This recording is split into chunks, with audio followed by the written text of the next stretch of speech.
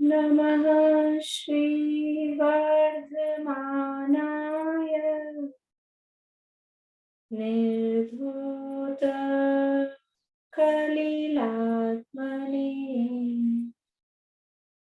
सालोकानां त्रिलोकानां यद्विद्यातर्पणायति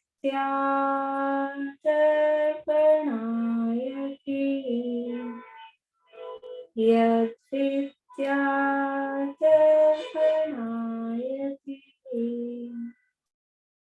सकल पाप मल प्रक्षालक श्री वर्धमान को करूं नमन लोकालोक प्रकाशित करने जिनकी विद्या है दर्पण जिनकी विद्या है दर्पण।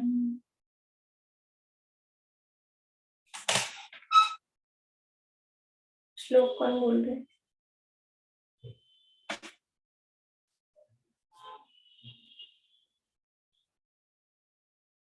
निशी जी, आपको कितने याद है?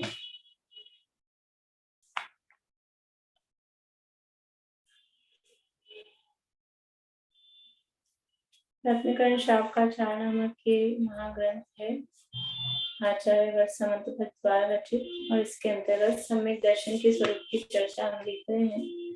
और सम्यक दर्शन परमार्थ रूप से सच्चे आप्त आगम और जो तपोव्रत है उनका श्रद्धान, उसका नाम सम्यक दर्शन है। और वो आप्त आगम और गुरु का क्या स्वरूप है वो यहाँ बताया जा रहा है। उसके अंतर्गत गुरु के स्वरूप की चर्चा अपनी चल रही है। 10 नंबर का श्लोक है और पेज नंबर 19। विषयाशावशातीतो निरारंभो परिग्रह ज्ञान ध्यान तपोरक्तः तपस्वी स प्रशस्यते। विषयों की वांछा नहीं जिनको, परिग्रह और आरंभ नहीं, ज्ञान ध्यान तप लीन सदा जो, वंदनीय है गुरु हरि।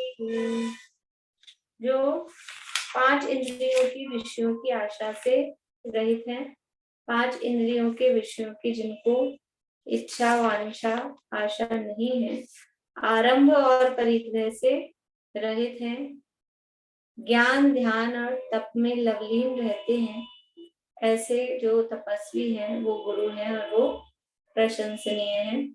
तो वो अलग अलग तरह से वंदना करने का तरीका होता है। कभी हम जय लगाते हैं तो जयवंत बढ़ते हैं, ऐसा भी कहते हैं। तो वो भी उनको नमस्ते वंदना करने का एक तरीका है। प्रशंसनीय है ये शब्द भी वंदनावाचक है कि उनकी हम वंदना कर रहे हैं, उनको हम नमस्कार कर रहे हैं। तो यहाँ गुरुओं का स्वरूप बताया और विषयों की आशा से रहित पना विस्तार से बताया। आरंभ से रहित यानी ध्यान रखना कि जो गुरु हैं वो सब प्रकार के आरंभ से रहित होंगे, आरंभ में लीन नहीं हो सकते हैं गुरु। आरंभ से रहित होंगे, आरंभ का मतलब है जो भी हिंसा के कार्य हैं, जिन भी कार्यों में हिंसा होती है उनसे वो रहित होते हैं। विषयों की जिनको इच्छा नहीं होती, कषाएं जिनके जीवन में नहीं होती, और परिग्रह से रहित होते हैं। देखो, परिग्रह होगा तो आरंभ होगा, और आरंभ करेंगे तो परिग्रह होगा, दोनों का समझ लो जोड़ा सा है। और परिग्रह होगा तो आरंभ होगा ही होगा, बिना आरंभ के वो परिग्रह रह नहीं सकता है। कुछ भी परिग्रह रखेंगे तो उसके लिए आरंभ होना ही। तो वो आरंभ से भी रहित है, और आरंभ से रहित होने के लिए वो परिग्रह से भी रहित हैं। तो यहाँ परिग्रह के संबंध में, परिग्रह के विषय में विचार यहाँ किया जा रहा है कि वास्तव में असली परिग्रह क्या है। देखो, जो अपन ने एक व्याप्ति बनाई ना, नियम बनाया कि अगर परिग्रह है तो आरंभ होगा ही। तो कौन सा परिग्रह है?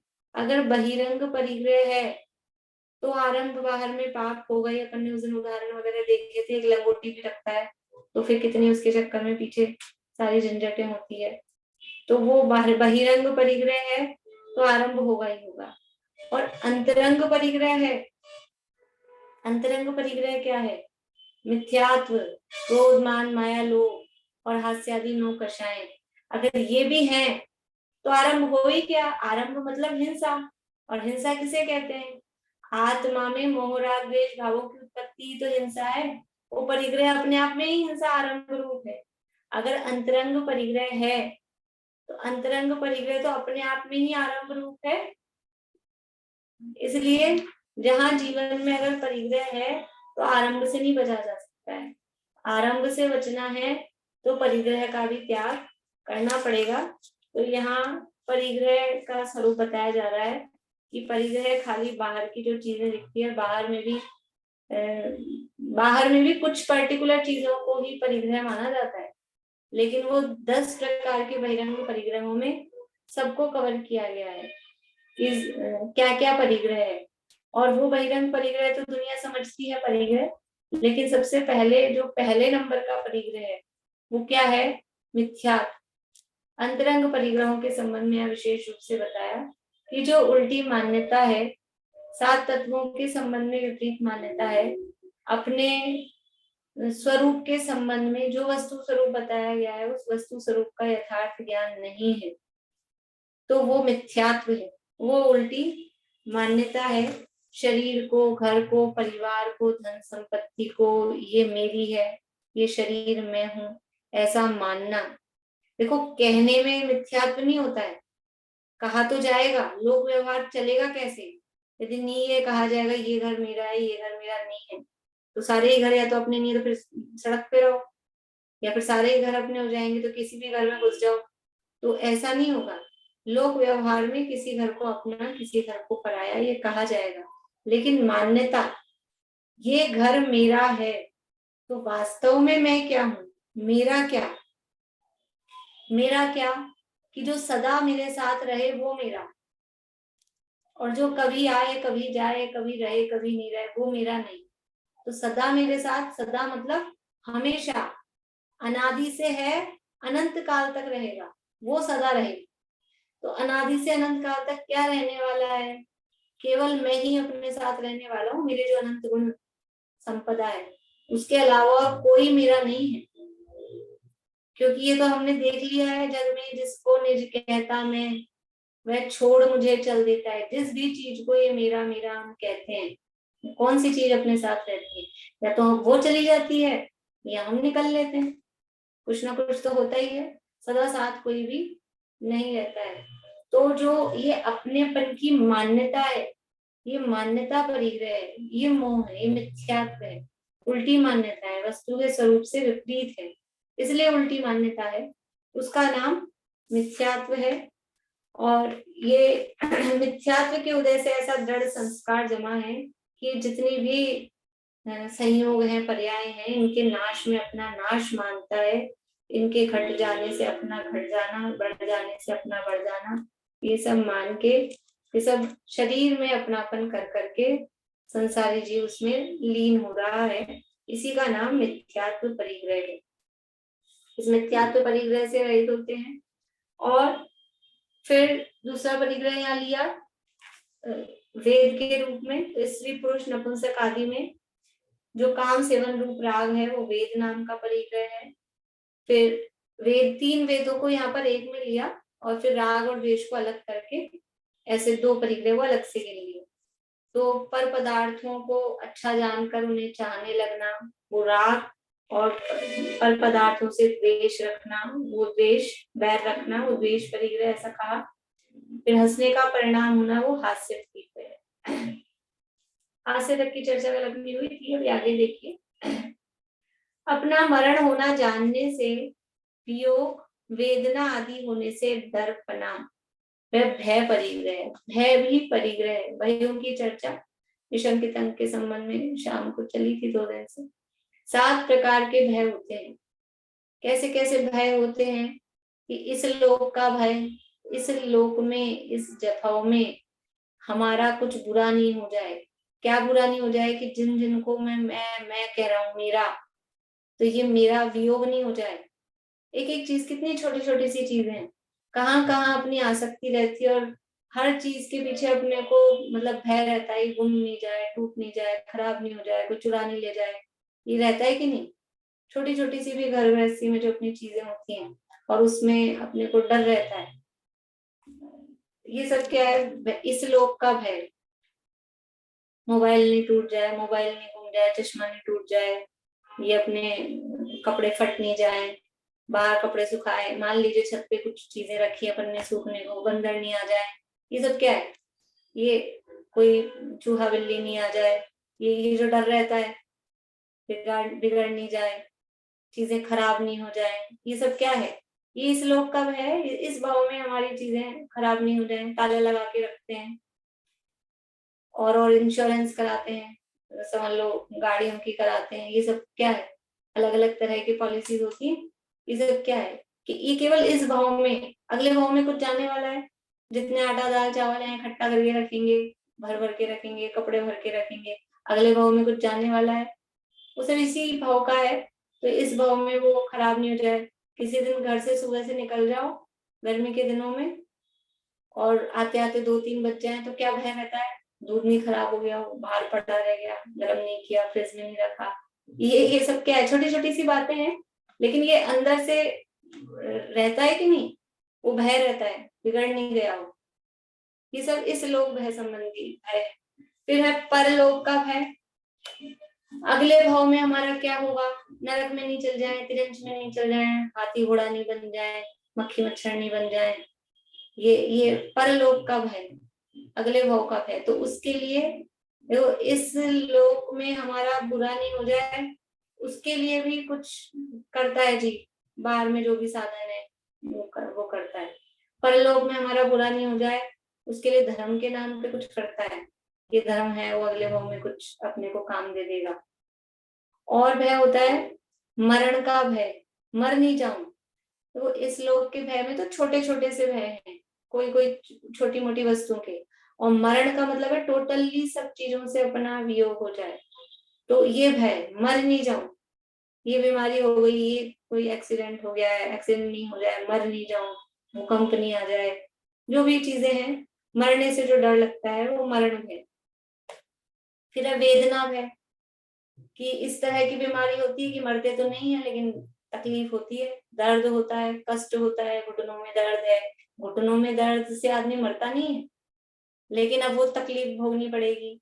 कमर में दर्द है, सिर में दर्द है, और जो भी इस तरह की बीमारियां हैं, तो वेदना का भय रहता है, वेदना नहीं हो जाए। इहलोक भय, परलोक भय, मरण भय, वेदना भय। फिर है अकस्मात भय, अचानक कुछ नहीं हो जाए। थोड़ा रुपया पैसा रखना चाहिए, थोड़ा तो बैंक बैलेंस रखना ही चाहिए, थोड़ा भविष्य के लिए जोड़ना चाहिए। क्यों, अचानक काम पड़ सकता है, अचानक न जाने क्या काम पड़ जाए। कभी कभी हम बाहर जाते हैं अपन लोग, तो कुछ कुछ रख के लेके जाते हैं, मतलब एक वो मेडिकल समझ लो वो किट। अब घर में कभी काम नहीं आ रही है, 2-4 महीने हुए, कभी दवाइयाँ काम नहीं आती, लेकिन बाहर जाते हैं तो ये वाली बाम, वो वाली विक्स, ये वाली गोली, वो वाली दवाई, और ये रुई, और ये पता नहीं क्या क्या। क्यों, क्या पता काम पड़ जाए, अचानक काम पड़ जाए। तो ये कौन सा डर है, अकस्मात है, अचानक न जाने क्या हो, फिर क्या काम पड़ जाए, तो ये अकस्मात है। फिर है एक अरक्षा भय। अरक्षा भय कि हमारे समझ लीजिए पिताजी नहीं रहे, पति नहीं रहे, भाई नहीं रहे, पुत्र नहीं रहे, तो अब हमारी रक्षा कौन करेगा। धन खत्म हो जाए, धन नष्ट हो गया, अब हमारी रक्षा कौन करेगा। कहीं देश में इस तरह की परिस्थिति हो जाए, कोई दूसरा देश आक्रमण कर ले, समझ लो राजा का नाश हो जाए, राजा को बंदी बना लिया जाए, तो अब हमारा क्या होगा। ये अरक्षा भय, हमारी रक्षा कौन करेगा। तो ऐसा अरक्षा भय होना, सम्यक दृष्टि ज्ञानी जीवों को ऐसा अरक्षा का भय नहीं होता। क्यों नहीं होता, क्योंकि सदा धर्म उनके साथ है।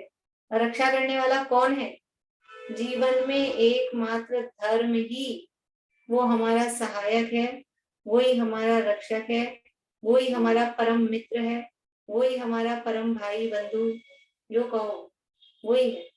धर्म ही एकमात्र सहारा है, और धर्म तो उसके हृदय में है। धर्म किसे कहते हैं? सदृष्टि ज्ञान वृत्तानि धर्मम, वो धर्म है। वो धर्म उसके साथ सदा हृदय में है, इसलिए उसको डर ही नहीं लगता कि मेरी रक्षा कौन करेगा। अरक्षा का भय, अरक्षा का भय उसको होता है जो धर्म के द्वारा रक्षित नहीं। और जिसके जीवन में धर्म है वो सदा रक्षित ही है, इसे आरक्षा का भय नहीं। और अंतिम है अगुप्ति भय। अगुप्ति भय मतलब कि हमारी गुप्त बातें किसी को पता नहीं चल जाए, अपन ने जो भी कुछ कहा ऐसा किया किसी को पता नहीं चल जाए, और अपन खुद ही उस गुप्त बात को प्रकट करते रहते हैं। देखो आपको एक बात बताती हूँ, सुनीता आंटी किसी को कहना मत, ये क्या है, खुद ही कह रहे हैं, खुद ही बता रहे हैं अपने मुंह से, और भी कह रहे हैं किसी को कहना मत।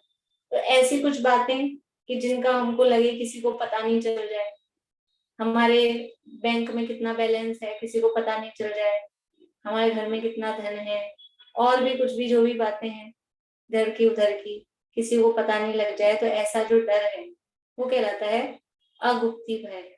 तो सम्यक दृष्टि ज्ञानी जीव के जीवन में क्या गुप्त है? क्या गुप्त है? कुछ भी गुप्त नहीं है। तो जो भी काम करें कि गुप्त कुछ होता ही नहीं दुनिया में। क्यों नहीं होता है? अनंत जीव, कम से कम अनंत जीव हर बात को जान रहे हैं। कोई भी काम हम कर रहे हैं सात तालों में बंद होकर, बिल्कुल छुप के करें, छुपा हुआ रह सकता है? ये अनंत केवली भगवान उसको जान रहे हैं, और एक स्वयं तो है ही, एक स्वयं जानता है और अनंत केवली भगवान जानते हैं। कहाँ से गुप्त रहेगी कोई चीज? इसलिए अपना जीवन इतना निर्मल हो कि सारी दुनिया में पता लगो ना, हमको कहीं का डर है। दादा बोलते हैं अपना जीवन पोस्ट कार्ड के जैसा होना चाहिए, खुला। जैसे पोस्ट कार्ड ओपन होता है, उसमें जो भी लिखेंगे वो सब पढ़ेंगे आदमी। पोस्ट कार्ड तो समझते हैं ना लोग, सब आप लोग। उसमें जो भी कुछ लिखा हुआ है वो छुपा हुआ रह सकता है, हर आदमी पढ़ सकता है।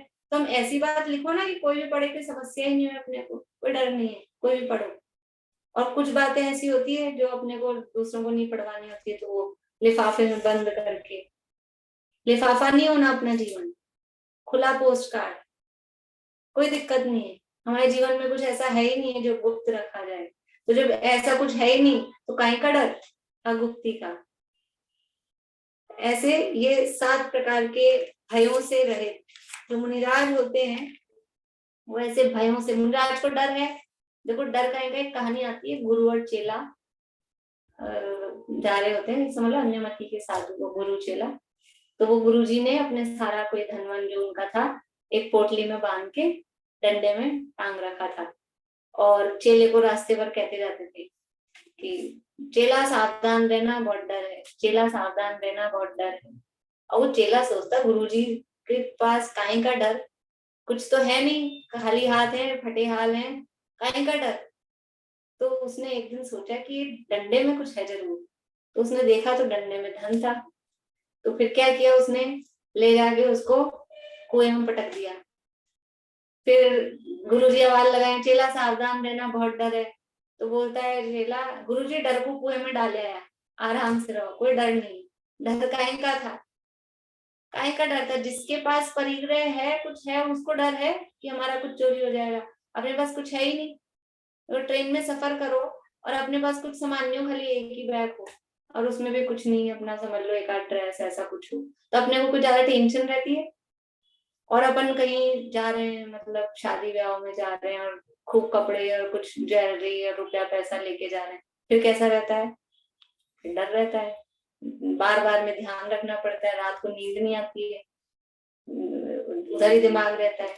तो ये परिग्रह के कारण डर है। अब उनके पास कुछ है ही नहीं, बहिरंग परिग्रह कुछ नहीं है, और अंतरंग में जो उसका कारण था भय, वो भी नहीं है। ऐसा ये भय परिग्रह से रहित मुनिराज होते हैं।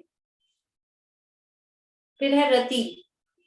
अपने को अच्छा लगने वाले पदार्थों में आसक्ति से लीन होना, वह रति परिग्रह है। रति का मतलब है अच्छा लगना, सुहावना लगना, उसको कहते हैं रति। तो मुनिराज को मान लो गर्मी के दिनों में ठंडी हवा चल रही है, तो मुनिराज को कैसा लगता होगा? पता लगता होगा कि नहीं पता लगता होगा कि ठंडी हवा है? ये उनका ज्ञान बिल्कुल बंद हो जाता है। पता लगता है, ऐसा थोड़ी ना ज्ञान काम करना बंद हो जाता है। गर्म हवा चलती है तो गर्म हवा पता लगती है, ठंडी हवा चलती है तो ठंडी हवा पता लगती है, वो पता लगती है। लेकिन ये ठंडी हवा, हवा अच्छी हुआ, इतनी गर्मी हो रही थी, थोड़ी तो ठंडी हवा चली, ये ऐसा उसमें अच्छा लगने का भाव। और लू के फटकारे पड़ रहे हो, ओहो इतनी भयंकर लू, ये बहुत खराब है, तो ऐसा अच्छे बुरे का भाव उसमें नहीं होता है। ये गर्म हवा आ रही है, ये ठंडी हवा आ रही है, ठंडे गर्म का ज्ञान तो होता है, ज्ञान है, स्पर्शनेंद्रिय है, ज्ञान होता है।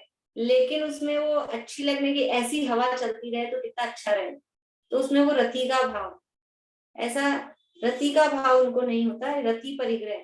हमको तो क्या होता है, अभी ये जो मौसम चल रहा है ना, तो स्वास्थ्य की दृष्टि से तो ये मौसम ठीक नहीं है, सबको एलर्जी एलर्जी खांसी जुकाम भी रहते हैं, लेकिन वैसे ही मौसम सही है। ना तो एसी कूलर पंखे ज्यादा चलाने पड़ते हैं, ना कोई रजाई स्वेटर लदेड़ने पड़ते हैं बोझा को। ऐसे तो अपने को क्या होता है, उसमें अच्छे बुरे की कल्पना होती है, ऐसा ही मौसम बना रहे, लेकिन अपने चाहने से होता है क्या, 2-4 दिन और गुजरेंगे फिर क्या होगा, गर्मी पड़ेगी, तेज गर्मी पड़ेगी, फिर हम कोसते रहेंगे, इतनी पहले सर्दी पड़ रही थी तो हम कोसे जा रहे थे, इतनी सर्दी पड़ गई, फिर गर्मी पड़ेगी। तो ये अच्छे बुरे की जो कल्पना है, ये बेकार है, कोई मतलब ही नहीं है। इसका करने से होता क्या है, देखो एक वाक्य चलता है, जो ये विकल्प है ना हमारे विकल्प, ये ही हो और ये नहीं हो, ऐसा हो ऐसा नहीं हो, ये हमारे विकल्पों से होता है क्या, कुछ होता तो है नहीं। तो ये विकल्प पर में तो निरर्थक है, पर पदार्थों में तो उसमें कुछ होना नहीं है, हमारे विकल्प करने से पर पदार्थों में कुछ होना नहीं है। और अपने में क्या होता है, अपने में अनर्थकारी होते, ये विकल्प हमारे को कितना पाप का बंध कराते हैं, ये विकल्पों से हम कितना पाप बांधते हैं। पर में तो कुछ होता नहीं है, और अपने लिए अनर्थकारी है, और पर के लिए निरर्थक है। तो मुनिराज को ये वस्तु स्थिति पता होती है, और ये वस्तु स्थिति जिसको पता होती है, वो घर में रहकर भी मुनियों जैसा रह सकता है। मुनिराज को ये वस्तु स्थिति पता होती है, तो वो रति अरति, ये अच्छा है ये बुरा है, ये भाव उनके आता ही नहीं है, जो है बस वो है, जो हो रहा है, जो होने योग्य है वो हो रहा है। जब गर्मी का मौसम आएगा तो लू चलने योग्य है, जब बारिश का मौसम आएगा ठंडी हवा चलने योग्य है, बस जो होने योग्य है वो होगा। इसमें अच्छा और बुरे की कल्पना के लिए अवसर ही कहाँ है। होती पर्याय क्रमबद्ध ये कहता रहे, फिर ये ऐसा हुआ क्यों विचारा करे, योग्यता हर समय की है कारण नियत, फिर कहाँ है विकल्पों का अवसर। अरे अर्धद्रव्य की पर्याय की योग्यता अपने अपने निश्चित है, फिर हमारे विकल्पों के लिए अवसर कहाँ है, ये करें वो करें, ऐसा होना चाहिए था वैसा होना चाहिए था, ये हुए तो अच्छा, ये नहीं हुआ तो बुरा, ये है ही नहीं। ये बात समझ में आ जाए तो ये जितना दिमाग में बोझ है ना, समस्या क्या, तबीयत खराब क्यों होती है, तबीयत खराब है, ये बोझा लेके घूमते हैं ना सिर पे, कर्तृत्व का बोझा, उसके कारण तबीयत खराब होती है। कितने निर्भर हो जाए, सारी तबीयत सही हो जाए, ये बोझा उतर जाए, कुछ करने का, तो ये विकल्पों से होना क्या है, ये कर लेंगे ये कर लेंगे, कल ये करेंगे कल ये करेंगे परसों हम करेंगे, दिमाग प्लान बनाते रहते हैं, और पता है कल क्या होने वाला है, कल का तो भरोसा नहीं है, कल की विचार करता रहता है, अगले ही पल क्या होने वाला है क्या पता है किसी। अपने को अच्छा लगने वाले पदार्थों में आसक्ति से लीन होना वह रति परिग्रह है, अपने को अनिष्ट लगने वाले पदार्थों में विरक्तता होना, परिणाम नहीं लगना, वह अरति है, रति का अपोजिट अरति है। इष्ट सामग्री का वियोग होने से क्लेश रूप परिणाम होना वह शोक परिग्रह है, ये शोक भी परिग्रह है। इष्ट सामग्री का वियोग हो गया, अंदर में अंदर क्लेश, दुख दुख दुख, ये दुखी रूप जो परिणाम है, जो दुखी हो रहा है, इस शोक का परिणाम, ये भी परिग्रह है, कषाय है। शोक नहीं रहना, वस्तु स्वरूप समझ के देखो, उदासीन होना वो शोक नहीं है, उदासीन होना अलग बात है, और दुखी रहना, शोक में दुखी रहने वाली चीज है। तो दुखी दुखी रहना वो शोक है। और हम कुछ प्रसंग पाके अब जगत से उदासीन हो रहे हैं, जगत में हमको आसक्ति नहीं रही, वो एक अलग परिणाम। तो जो इष्ट सामग्री का वियोग होने से अंदर में क्लेश यानी संक्लेश यानी दुख का जो परिणाम हुआ, वो शोक नाम का परिग्रह है। घृणावान वस्तु को देखकर, सुनकर, छूकर, विचार कर परिणामों में ग्लानि का उत्पन्न होना, वह जुगुप्सा परिग्रह है। कोई भी वस्तु, जो भी ऐसा पदार्थ देखकर अंदर ग्लानि आती है, समझ लीजिए गंदगी देखी, किसी की वॉमिटिंग देखी, मल आदि पदार्थ देखे, घृणा आती है, घिन आती है। हर कोई जैसे इस तरह के काम है। इसीलिए जो समझ लो सेवा करनी है किसी की, समाधि मरण कराना है किसी का, और रोगी की सेवा करनी है, तो सारे काम करने पड़ेंगे। रोगी की किस तरह का रोग है, अशक्त अवस्थाओं में, तो जिसको अगर जुगुप्सा है, ग्लानि का भाव आता है, वो नहीं कर सकता है।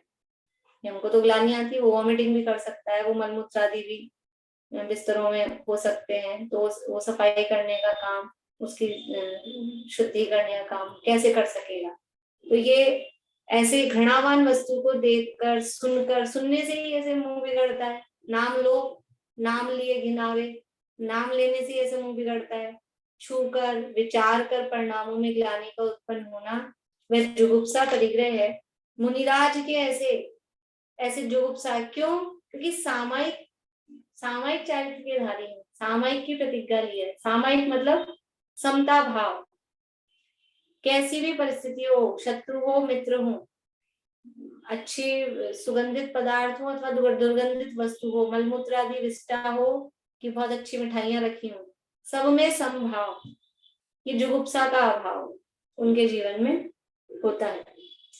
अथवा दूसरों का उदय देखकर नहीं सुहाना, वह जुगुप्सा। देखो जुगुप्सा एक तो ये कि बाहर में अशुद्ध वस्तुओं को देखकर ग्लानि का भाव आ रहा है, और एक जुगुप्सा का परिणाम यहाँ दूसरी तरह से क्या दिया, वास्तव में ये जुगुप्सा को भी जीतना कि ईर्ष्या नहीं होना। दूसरों का उदय मतलब किसी की प्रशंसा हो रही है, किसी का धन संपत्ति बढ़ रही है, किसी का मान सम्मान बढ़ रहा है, वो नहीं सुहाता, वो नहीं सुहाना। ये भी जुगुप्सा, जैसे हम ईर्ष्या कहते हैं, और पुराने जमाने में ढूंढारी वगैरह में उसको अदेख सका भाव, देख नहीं सकते हम उसको, किसी को दूसरे को ऊंचा चढ़ते हुए देख नहीं सकते। उससे जो ईर्ष्या जलन, वो भी एक ग्लानि का परिणाम है। उसको देखते ही अपने को ग्लानि आए कि नहीं, ये क्यों इतना ऊंचा चढ़ रहा है, ये क्यों आगे बढ़ रहा है, तो वो भी जुगुप्सा परिग्रह है। तो मुनिराज को मतलब आपस में मुनि संघ में कंपटीशन नहीं होता कि ये मुनिराज आगे बढ़ रहे हैं, ये आचार्य इनको ज्यादा पूछ रहे हैं, ये मुझे कम पूछ रहे हैं। मुनिराजों में ऐसा कंपटीशन नहीं होता, और अगर ऐसा कंपटीशन का भाव है तो मुनिराज नहीं। ऐसा भाव आया था ना महावीर भगवान के समर्षण में, पार्श्वनाथ भगवान के समय का दीक्षित मुनिराज एक थे मुनि, और 66 दिन तक दिव्य ध्वनि नहीं खिल रही, 66 दिन तक दिव्य ध्वनि नहीं खिली, और अभी अभी आया इंद्रभूति गौतम और इन्होंने दिव्य ध्वनि खिलाना चालू कर दिया। मैं इतने दिन से बैठा हूँ पुराना, मेरे को तो गणधर नहीं बनाया, और ये अभी अभी आया है ब्राह्मण और इसको गणधर बना दिया। उठ के चले गए समर्षण से उठ के चले गए। ये जुगुप्सा का परिणाम। तो वो सच्चा मुनिपना नहीं था। सच्चे मुनिराज होते हैं तो ऐसे जुगुप्सा का भाव नहीं है, तो प्रसन्न होते हैं। यानी कोई हमारा साधर्मी हमसे पहले उस पद को प्राप्त कर ले, तो इससे बड़ी प्रसन्नता की बात कि हम जो साथ, और प्रेरणा की बात कि हम जो साथ साथ रहते थे, हम साथ साथ में हमने साधना चालू की थी, और ये देखो इन्होंने कितना पुरुषार्थ किया, ये हमसे पहले पहुंच गए। तो अंदर प्रसन्नता आनी चाहिए और प्रेरणा लेनी चाहिए कि हम अपना पुरुषार्थ जागृत हो जाना चाहिए देख के। तो दूसरे का उदय देख के ईर्ष्या नहीं, बल्कि प्रसन्नता और प्रेरणा का भाव आए, और अगर वो ईर्ष्या होती है तो जुगुप्सा का परिणाम। रोष के परिणाम होना वह क्रोध परिग्रह है। क्रोध क्यों आता है, गुस्सा क्यों आता है? गुस्सा आने का क्या कारण है? बोलो पारुल, क्रोध क्यों आता है कि नहीं आता है? कई बार तो गुस्सा आ जाता है भाभी, कई बार सामने वाला अपने हिसाब से नहीं काम करता, इसलिए गुस्सा आता है। हाँ, सामने वाला अपने हिसाब से काम नहीं करता, और अपने हिसाब से मतलब वो अपने हिसाब से नहीं करता है कि वो अपने हिसाब से करता है। हम चाहते हैं दुनिया मेरे हिसाब से चले, लेकिन दुनिया मेरे हिसाब से नहीं चलती है। दुनिया तो दुनिया के हिसाब से चलती है, सामने वाला उसके हिसाब से चलता है। हम चाहते हैं मेरे हिसाब से चले। तो जब हम ये चाहते हैं कि सारी दुनिया मेरे हिसाब से चले, मेरी आज्ञा में चले, लेकिन दुनिया तो नहीं चलेगी। सब वस्तुओं का परिणमन अपने आप स्वतंत्र अपने हिसाब से होता है, अपने हिसाब से नहीं, उसके अपने हिसाब से होता है। मेरे हिसाब से नहीं होता है दुनिया का परिणाम, वो उसके हिसाब से होता है। लेकिन अगर मेरे हिसाब से नहीं चलता है तो क्या होता है? क्रोध आता है, क्योंकि मैं चलाना चाहती हूँ और वो चलता नहीं है। अभी ये समझ में आ जाए, ये चलेगा ही नहीं मेरे हिसाब से। अभी मुझे पता होता है, कुछ लोग पाठ करते हैं, मैं कितना ही शुद्ध बुलवाऊं, लेकिन मुझे पता लग जाता है कि ये नहीं बोल पाएंगे। एक बार बोला, दो बार बोला, फिर क्या करते हैं? फिर या तो क्रोध करो, ये इनका परिणाम ऐसे ही होएगा, नहीं बोलेंगे, फिर क्या करें? तो ये हम दुनिया को अपने हिसाब से चलाना चाहते हैं, दुनिया तो दुनिया के हिसाब से चलेगी। हर वस्तु का, जगत की प्रत्येक वस्तु का परिणमन उसके हिसाब से होता है। हर वस्तु परिणमनशील है और उसका परिणमन उसकी योग्यता के हिसाब से होता है। मेरे हिसाब से दुनिया चले तो अपना मन का तो ठिकाना नहीं है। अभी थोड़ी देर में ये चाहते हैं, थोड़ी देर में ये चाहते हैं, बाद में तो बदलते हैं। बेचारी दुनिया क्या करेगी, कभी दर्द में, कभी दर्द में, होगा क्या? और फिर एक ही तो नहीं हूं ना मैं चलाने वाला, अनंत जीव, और हर जीव अपनी इच्छा से चलाना चाहता है। माँ बोलती है बच्चे को, बेटा बाजार से सब्जी लेकर आ। पिताजी बोलते हैं कि तू ये बैंक का काम करके आ, है, और बच्चा चाह रहा है कि मैं पढ़ाई करूं। अब किसके हिसाब से चलेगी दुनिया? किसके हिसाब से चलेगी? अगर एक दूसरे को चलाए, धर्म द्रव्य चलाए और अधर्म द्रव्य रोके, तो वो खींचातानी का खेल चलता रहेगा। इसलिए परिणमन, जो वस्तु स्वयं चलती है तो धर्म द्रव्य निमित्त कहलाता है, जो वस्तु स्वयं रुकती है तो अधर्म द्रव्य निमित्त कहलाता है। वस्तुएं सब अपनी योग्यता से परिणमन करती हैं, कोई किसी को कराता नहीं है। ये बात समझ में आ जाए तो कहाँ क्रोध का अवसर है? क्रोध का अवसर ही नहीं। लेकिन यहाँ पर ऐसा लगता है कि ये हमारे हिसाब से नहीं चल रहा, इसलिए क्रोध उत्पन्न होता है। तो ये रोष के जो परिणाम है वो क्रोध नाम का परिग्रह है। उच्च जाति, कुल, तप, रूप, ज्ञान, विज्ञान यानी रिद्धि, ऐश्वर्य, पूजा, बल आदि का मद करके अपने को ऊंचा तथा औरों को नीचा समझकर कठोर परिणाम होना, वह मान परिग्रह है। मान, मान में क्या समझता है? मानी जो होता है वो ये सोचता है सारी दुनिया नीची है। जो ऊंचाई पर होता है ना, समझ लो चूलगिरी के पहाड़ पे गए थे, और ऊपर से जाके नीचे देखो तो गाड़ियां कितनी सी दिखती हैं, वो खिलौने वाली बच्चों की, छोटी छोटी सी दिखती हैं। लेकिन अपने को तो वो ऊंचे ऊपर से नीचे गाड़ियां दिख रही हैं। नीचे वाले की कहो, जो सड़क पे खड़ा है, उस गाड़ी में जो बैठा है, उसको तो अपन दिखते भी नहीं है, छोटे तो छोड़ो, अपने को तो वो दिखती है छोटी। यानी मानी सोच रहा है दुनिया छोटी है, लेकिन दुनिया उस मानी को, कुछ मानी को सब नीचा जोवे। बड़े पंडित जी साहब की पूजन में, दस लक्ष्मी पूजन में, मानी को सब, मानी सोच रहा है कि सारी दुनिया नीची है, लेकिन दुनिया मानी को, जिसमें मान कषाय है उसको अच्छा नहीं समझा जाता है। अरे बहुत घमंडी है, ये तो बहुत घमंडी है। वो सोच रहा है मैं ही कुछ, मैं ही हूँ, मैं ही मैं हूँ, मैं ही मैं हूँ, मैं ही मैं नहीं हूँ, तुझे सब नीचा देख रहे हैं। तो ये जो मान का परिणाम है, ये 8 प्रकार से यहाँ बताया है, जाति, कुल, तप, रूप आदि, इनके द्वारा अपने आप को ऊंचा और औरों को नीचा मानना, ये मान परिग्रह है। ऐसा परिग्रह मुनिराजों के ये मान कषाय नहीं होती।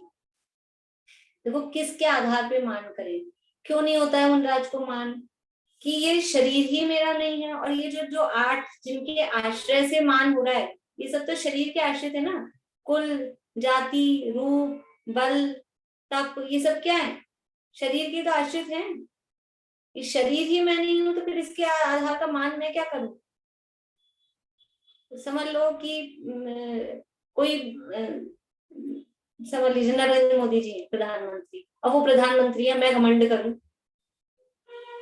तो मैं किस आधार पे घमंड करूंगी कि अपना कुछ है क्या? वो कोई अपने हैं क्या, रिश्तेदार हैं कि कोई है? तो हम काई बात का घमंड करें? तो ये जो शरीर अपना है ही नहीं रिश्तेदार, फिर इस शरीर के आधार पे जो कोई हो रहा है मान सम्मान रूप आदि, इसमें मेरा क्या है? तो ये विचार करके वो मान से रहित होते हैं, मान परिग्रह से रहित होते हैं। कपट सहित वक्र परिणाम होना वह माया परिग्रह है। कपट के परिणाम क्यों आते हैं? छुपाने का भाव होता है। कभी जैसे अपन ने देखा कि दुनिया में कुछ क्या छुपाना है, जो मेरा है अनंत गुण संपदा वो छुपी हुई है, या फिर निर्मल परिणति है वो प्रकट है, उसको क्या तो छुपाना और क्या दिखाना। दिखाने का भाव वो मान, छुपाने का भाव वो माया। दिखाने का भाव, दिखावे का भाव आता है ना, दिखाऊं दिखाऊं, तो पर के आधार पर अपने को बड़ा दिखाना वो मान है, और पर के आधार पे कुछ छुपाने का भाव वो मायाचारी है। लेकिन पर पदार्थ मेरे है ही नहीं, मैं हूं ही नहीं, तो क्या तो दिखाना और क्या छुपाना। इसलिए मान भी नहीं होता और मायाचारी भी नहीं होती है। पर द्रव्यों की चाह रूप परिणाम होना वह लोभ परिग्रह है। लोभ मतलब किसी भी वस्तु को देखकर उसको प्राप्त करने की इच्छा। अब वो वस्तु बाहरी वस्तुएं भी हो सकती है, मान सम्मान आदि भी हो सकते हैं। तो ये सब जब ये समझ में आ जाता है कि पर पदार्थ मेरे हैं ही नहीं, पर पदार्थ मेरे हो ही नहीं सकते, मैं अपने अनंत गुणों की निर्मल पर्याय को तो प्राप्त कर सकता हूँ, लेकिन इसके अलावा बाहरी किसी वस्तु को मैं प्राप्त कर सकूं ऐसा तीन काल में कभी संभव ही नहीं। तो फिर पर पदार्थ की क्या इच्छा करना, जब वो मेरे हैं ही नहीं, हो ही नहीं सकते हैं। तो उनकी जब अपने को पता लग जाए वस्तु अपने को मिल ही नहीं सकती किसी भी तरह से, तो फिर आदमी विरक्त हो जाता है, उसकी इच्छा करता है। जब अपने को पता है, समझ लीजिए अपन क्या कोहिनूर हीरा हमको मालूम है हमको मिल ही नहीं सकता, तो फिर हम इच्छा करते हैं कि नहीं मुझे तो वो ही चाहिए कोहिनूर हीरा। अभी तो फालतू की बातें हैं कि मुझे चांद तोड़ के ला दो और तारे तोड़ के ला दो, तो मालूम ही है कि वो मिलेंगे ही नहीं, तो वो उसकी इच्छा कौन करता है?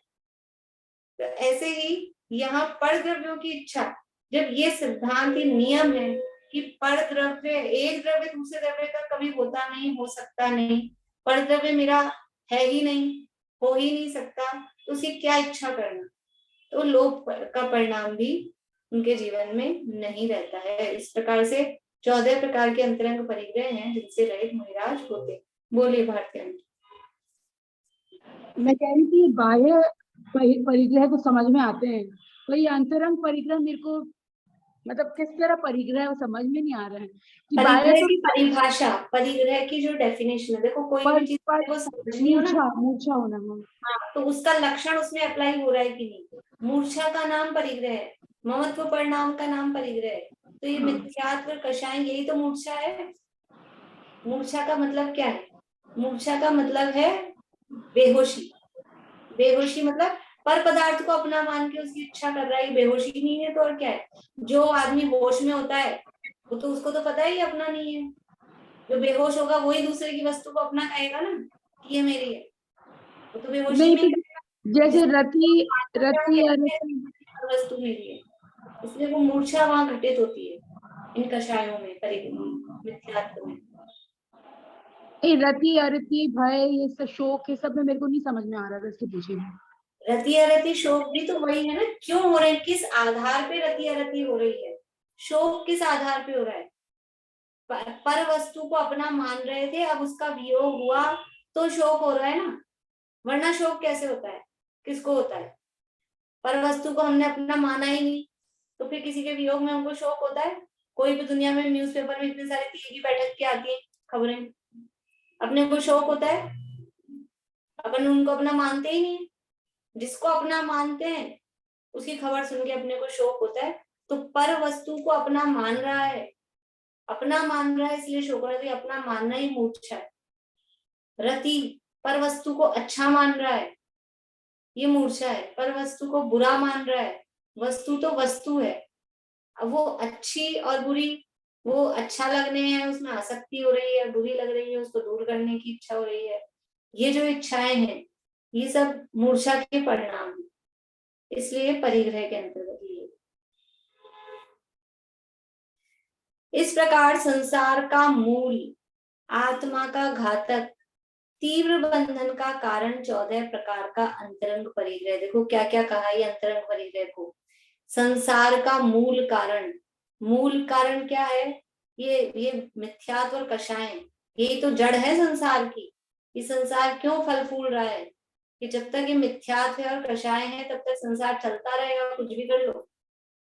संसार का मूल यही है, इसलिए पहले मूल को उखाड़ो। तो ये संसार का मूल और आत्मा का घातक। कैसे है ये परिग्रह? ये आत्मा का घात करने वाले हैं, आत्मा को नाश करने वाले हैं। तो आत्मा नष्ट हो जाता है क्या? कि नष्ट तो नहीं होता, लेकिन नष्ट करने में कसर नहीं छूटती है, बस नष्ट जैसा बिल्कुल। क्योंकि स्वयं को भूल गया, अपने को खत्म जैसा मानता है। क्योंकि आत्मा ख्याल में ही नहीं, विकल्प में ही नहीं है कि मैं जीव हूँ, कुछ जीव भी कोई होता है, आत्मा भी कुछ होता है। तो क्या किया उसने? अपने को टोटली भूल गया, तो खत्म कर लिया अपने। इसलिए आत्मा का घातक और तीव्र बंध का कारण। तीव्र बंध यानी जितने भी तीव्र यानी उत्कृष्ट स्थिति अनुभाग जो पाप के होते हैं वो सब इस मिथ्यात्व और परिग्रहों के कारण होते हैं। तो तीव्र बंधन के कारण है ऐसे ये 14 प्रकार के अंतरंग परिग्रह। और क्षेत्र वास्तु, क्षेत्र यानी जमीन, वास्तु यानी मकान, वास्तु यानी बना हुआ मकान, क्षेत्र यानी खाली प्लॉट जमीन। हिरण्य स्वर्ण, हिरण्य यानी चांदी, स्वर्ण यानी सोना। धन और धान्य, धन में समझ लो पुराने जमाने में गोधन, पशुधन को धन लेते थे। अब आज के जमाने में जो भी धन समझो वो धन, रुपया पैसा को समझ लो, मान लो। और धान्य में अनाज वगैरह जो भी है वो धान्य। दासी और दास, फीमेल मेड और दास मेल जो है, ये दासी दास। कुप्पे यानी कपड़े और भांड यानी बर्तन। ये 10 भेद रूप बाह्य परिग्रह हैं। यानी कोई जमीन मकान, सोना चांदी, रुपया पैसा, अनाज, कोई नौकर चाकर, कपड़े बर्तन, ये किसी भी प्रकार के बाह्य परिग्रह ये मुनिराज के पास नहीं होते। कपड़े बर्तन नहीं होते, कोई सोना चांदी नहीं होते, कोई गाड़ी घोड़े, धन में ना ये सब ले लेना। और भी ये अपने भगवती आराधना वगैरह में 10 प्रकार की परिग्रह दी हैं, तो वहां पे द्विपद, चतुष्पद, यान, शय्यासन इस तरह से भी दिए हैं, अलग प्रकार से भी। वो इसमें सब गर्भित समझ लेना कि अपने 2 पाए पशु वो भी परिग्रह हैं, पशु रखते हैं। आज के पशु रखने के जमाने कम है, तो ये जितने भी 4 व्हीलर 2 व्हीलर ये समझ लो, गाड़ी घोड़े, ये परिग्रह हैं। और कपड़े बर्तन में जितना भी अपना फर्नीचर वगैरह सब समझ लें। कपड़े बर्तन कहा है तो उस समय इतना ये सब नहीं चलता था, लेकिन इसमें सब गर्भित है। जो भी हमारे फर्नीचर हैं तो कुछ को बर्तन में समझ लेना, कुछ को कपड़ों में समझ लेना, जैसे भी। या धन में टीवी फ्रिज ऐसे जितने भी आइटम्स हैं, जो भी चीजें हैं, और वो वेल फर्निश्ड समझ लो अपना फ्लैट होता है, तो वो सब मकान में वास्तु में समझ सकते हैं उनको। एसी लगे हैं, पंखे लगे हैं, लाइट लगी हैं, ये सब चीजें, फ्रिज टीवी कूलर, वो सब उसके अंदर उसको गर्भित, मतलब ये सब भी परिग्रह है। क्या क्या परिग्रह है, कितना कितना परिग्रह है। तो ये सब परिग्रहों से रहित मुनिराज होते हैं। मुनिराज के कोई गाड़ियां नहीं होती हैं, कोई उनके बैंक बैलेंस नहीं होते हैं, कपड़े बर्तनों का काम नहीं है।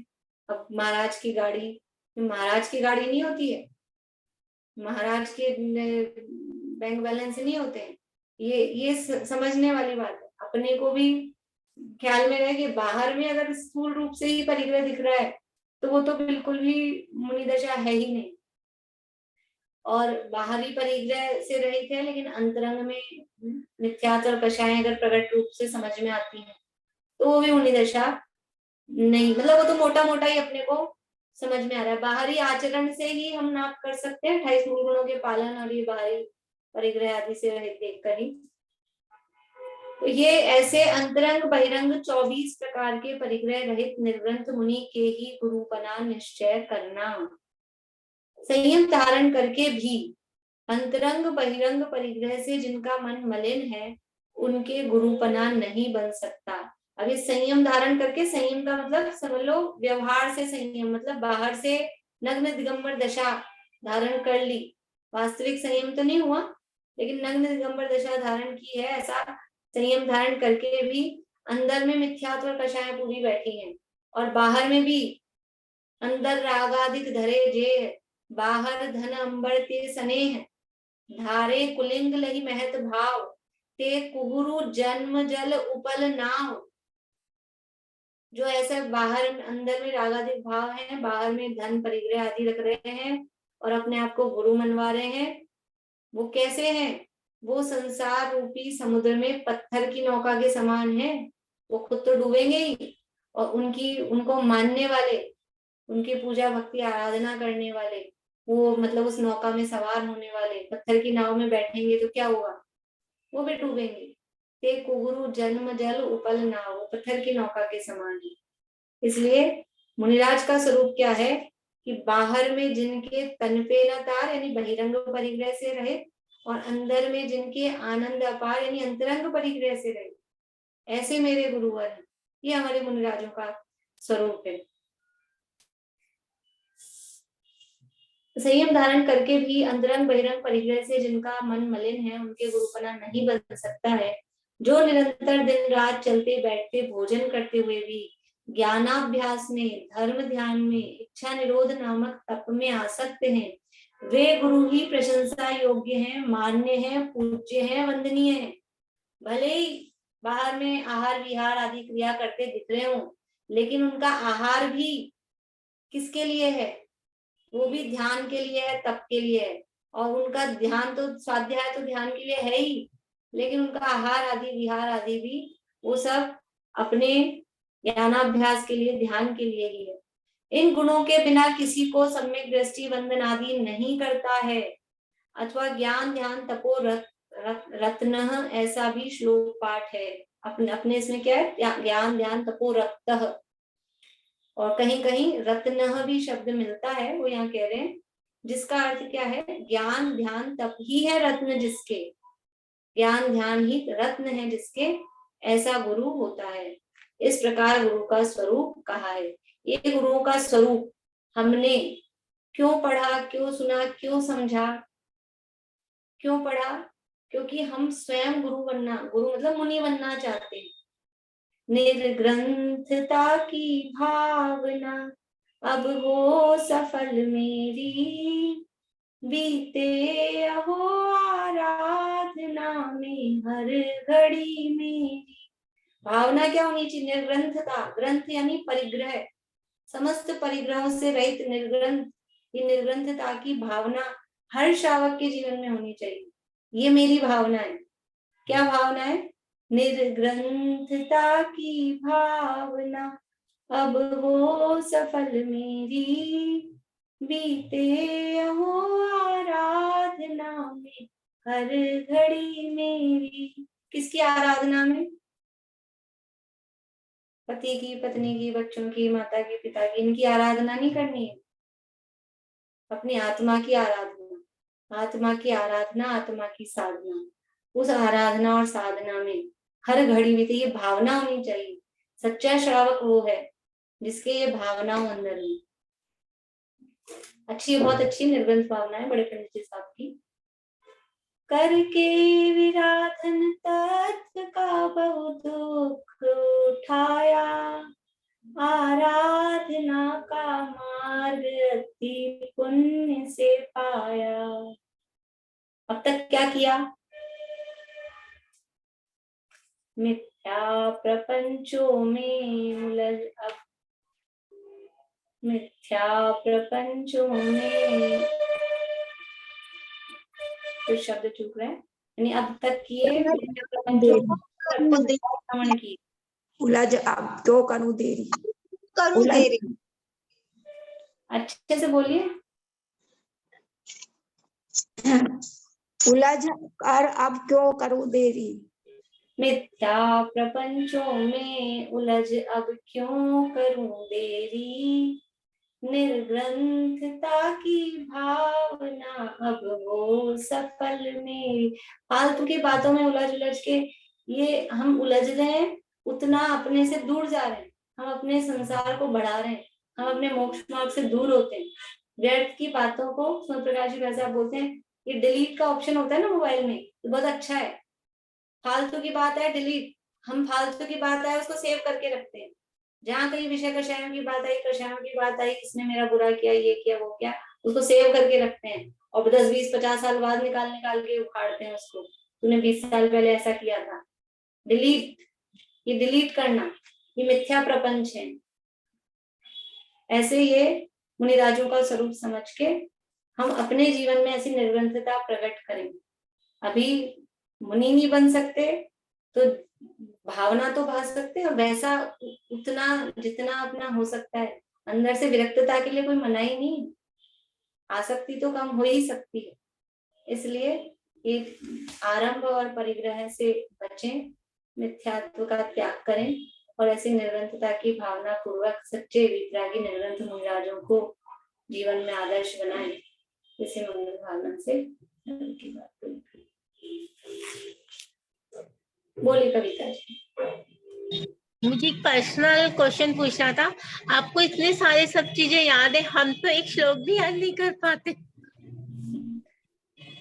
देखो कुछ तो बचपन में किए थे और कुछ हो जाते हैं, फिर वो रुचि रहती है ना सुनते सुनते प्रवचनों में, सुनते सुनते हो जाते हैं। पहले बचपन में किए भी थे सब, काफी चीजें याद भी की थी, और बार बार में अभ्यास करते हैं ना तो हो जाते हैं। इसीलिए मैं कहती हूँ आप लोगों को अभी कुछ तो बुद्धिपूर्वक करना पड़ेगा, फिर कुछ होता है वो अपने आप फिर रुचि से सुनते सुनते याद हो जाता है। तो प्रयास में लगे रहें, क्योंकि इसी में उपयोग लगा रहे तो अच्छा है, नहीं तो कोई मिथ्या प्रपंच है। सही बात जो है। उपयोग लगा रहता है तो अच्छी बात है। जो अपने मतलब मैं बार बार में कह रही हूँ 3 सब्जेक्ट अपने चल रहे हैं। आज मैं सोच रही थी कि मतलब कह तो देती हूँ मैं याद करने को, लेकिन कितना भारी हो जाता होगा तीनों सब्जेक्ट के सब, कभी श्लोक याद करने, कभी सूत्र याद करने, कभी वो गाथा। थोड़ी सी प्रॉब्लम हो जाती। लेकिन फिर भी करें, फिर भी मैं यही कहूंगी, क्योंकि मैं अपना समय बचा बचा के अपने माइंड को खाली नहीं रखती। जैसे ही समय मिलता है ये याद करने में लगे, नहीं तो खाली दिमाग शैतान का घर।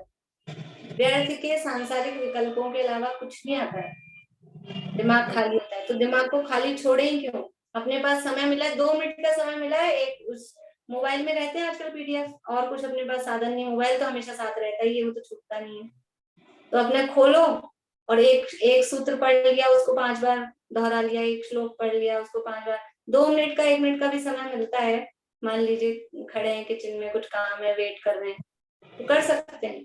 तो 1 मिनट भी अपना व्यर्थ के विकल्पों में नहीं लगे, इसलिए तीनों याद करना चालू रखिए। जिसको पहले से याद नहीं है एक भी विषय, तीनों याद करना चालू रखिए। ठीक है। आप देखेंगे अपना शिवक्षम अपने आप बढ़ जाएगा, जल्दी जल्दी याद होने लग जाएगा। ठीक है, इसलिए इसमें लगा के रखें। Thank you.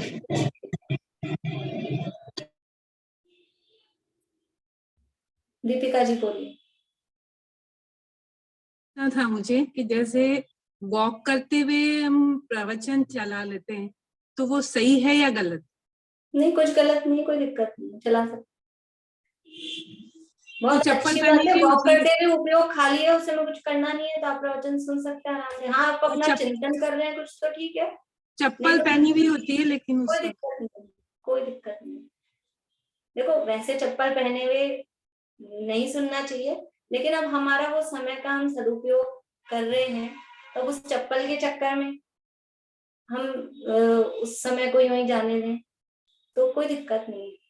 चप्पल पहनी हुई है, उसके समझ लीजिए प्रायश्चित के रूप में रोज कुछ क्षमा याचना कर लें, लेकिन अगर हमारा उपयोग लगता है तो कोई बुराई नहीं है, क्योंकि उस समय बल्कि हम और तरफ से निवृत्त होते हैं, फ्री होते हैं। ऐसे घर में काम करते हुए तो उपयोग फिर भी उसमें लगता है, काम करते करते चला लेते हैं तो। लेकिन अब वॉक करने में तो कोई अपने को दिमाग लगाना नहीं है, चलना है, तो अपना उपयोग पूरी तरह से उसमें लग जाता है प्रवचन में, तो कोई दिक्कत नहीं। उस समय आप अपने ये याद कर सकते हैं, बोल सकते हैं, श्लोक रिवाइज कर सकते हैं। चप्पल है पैर में कोई बात नहीं, उतनी सी अशुद्धि, लेकिन लाभ ज्यादा होगा, इसलिए वो चल जाएगी। ठीक है।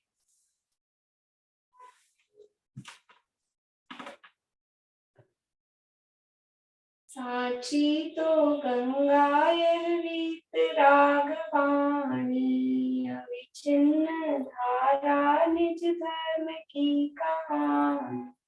जामे अति विमल अगाध ज्ञान पानी, जहाँ नहीं संशय आदि पंख की निशानी। साची तो गंगा यह रीत रागवानी, अविच्छिन्न धारा निज धर्म की कहानी।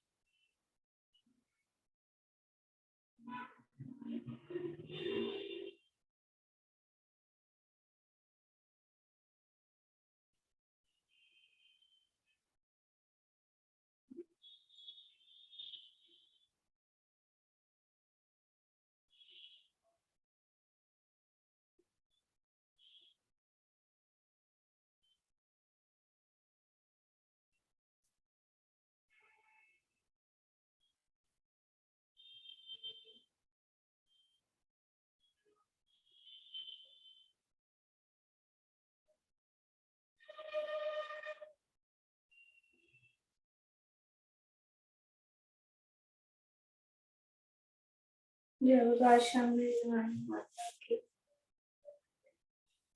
जय।